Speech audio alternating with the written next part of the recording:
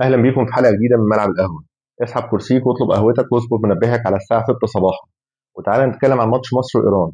لأننا مش رايحين نتفرج على مجرد ماتش كورة، احنا رايحين نكتب تاريخ. الفراعنة على بعد خطوة واحدة من صعود تاريخي لدور ال 32 في كأس العالم وصدارة المجموعة السبعة.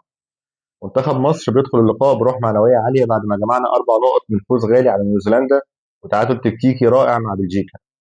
تعالوا نفهم ازاي حسام حسن هيقفل مفاتيح إيران ويفك شفرة دفاعهم الآسيوي المعقد.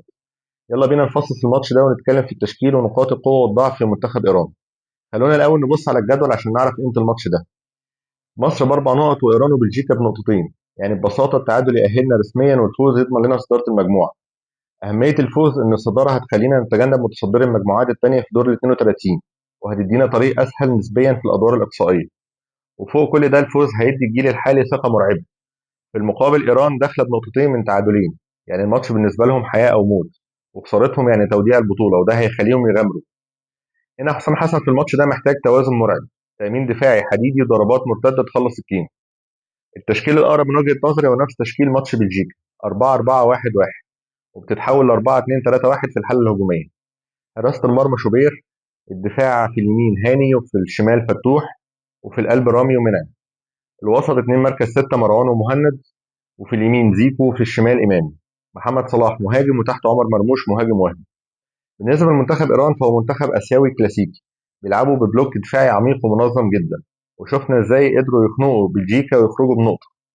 قوتهم الضربة متمثلة في الكرات الطولية والاعتماد على خطورة مهدي طرمي في الصراعات الهوائية واستغلال الكرات التانية. نقطة ضعف إيران القاتلة هي البطء الشديد في الارتداد العكسي. لما إيران بتهاجم وتفقد الكرة الأطراف عندهم بتكون شوارع مفتوحة، وهنا يجي دور صلاح ومرموش وإمام. كمان بيفقدوا الكرة بسهولة عند الضغط العالي على المدافعين. صلاح بذكائه يقدر يسحب الباك الشمال لإيران خارج المنطقة ويفضي مساحة للقادمين من الخلف زي إمام وزيكو. السرعة في نقل الكرة من الدفاع للهجوم في أقل من 3 تمريرات هي السلاح الفتاك اللي هيضرب دفاع إيران في مقتل. الماتش ده بنسبة كبيرة مش هيخلص في الشوط الأول، وهيتحسم بتفاصيل الشوط الثاني ودكة البدل. حسام حسن عنده أوراق تقدر إنها تغير مجرى الجيم. المطلوب من لاعبتنا هو الهدوء التام وعدم الانجرار وراء الاستفزازات البدنية المتوقعة من لاعبي إيران. باختصار يا جماعة الماتش في إيدينا، والرجالة عودونا في المواقف الصعبة إنهم قد المسؤولية. قول لي أنت بقى في التعليقات إيه توقعاتك لنتيجة الماتش. لو عجبك التحليل ما تنساش اللايك والاشتراك في القناة.